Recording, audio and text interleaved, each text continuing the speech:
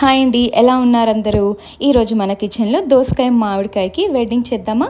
పప్పులో కలిసి పర్ఫెక్ట్ పేర్ లాగా ఉంటుంది. ముందుగా కుక్కర్లో కందిపప్పు తీసుకొని వాష్ చేసి ఒక 10 మినిట్స్ సోక్ చేయండి. ఇప్పుడు ఇందులో పసుపు, కట్ చేసుకున్న దోసకాయ ముక్కలు, మామిడికాయ ముక్కలు, టొమాటో, గ్రీన్ చిల్లీ వేసుకోండి. దోసకాయ గింజలు కూడా వేస్తేనే పప్పు టేస్ట్ అనేది బాగుంటుందండి. కాకపోతే గింజలు చేదుగా ఉంటే దోసకాయ తిట్టేస్తుంది. సో చెక్ చేసి వేసేయండి. ఇప్పుడు కుక్కర్ని క్లోజ్ చేసి 5 to 6 విజిల్స్ వచ్చేంత వరకు ఉడికించుకోండి. విజిల్ ఆవిరంతా పోయిన తర్వాత ఓపెన్ చేయండి. ఓపెన్ చేస్తుంటేనే పప్పు ఫ్రేగ్రెన్స్ ఉంటుందిరా బాబు. ఇప్పుడు సాల్ట్, చింతపండు వేసి పప్పు గుత్తితో బాగా మెదిపి పక్కన పెట్టండి. పోపుకి రెడీ చేద్దాం. ప్యాన్లో ఆయిల్ వేసి హీట్ అయ్యాక పోపు దినుసులు అన్నీ వేసుకోవాలి. ఆవాలు, జీలకర్ర, మెంతులు, ఎండుమిర్చి, దంచిన తెల్లగడ్డ వేసి బాగా ఫ్రై చేయండి. చెప్పాలంటే పోపే పప్పుకి టేస్ట్ చేంజర్. కట్ చేసిన ఆనియన్స్ కూడా వేసి కొంచెం బ్రౌన్ అయ్యే వరకు ఫ్రై చేయండి. అప్పుడే పప్పు బాగుంటుంది.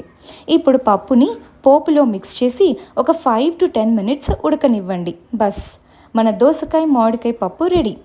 వేడివేడి అన్నంలో ఈ పప్పు, కొంచెం నెయ్యి, అప్పడం వేసుకుని తింటే ఉంటుందండి. ఇది లగ్జరియస్ లైఫ్ అంటే. ట్రై చేయండి, కమెంట్స్లో చెప్పండి మీకు ఎలా కుదిరిందో.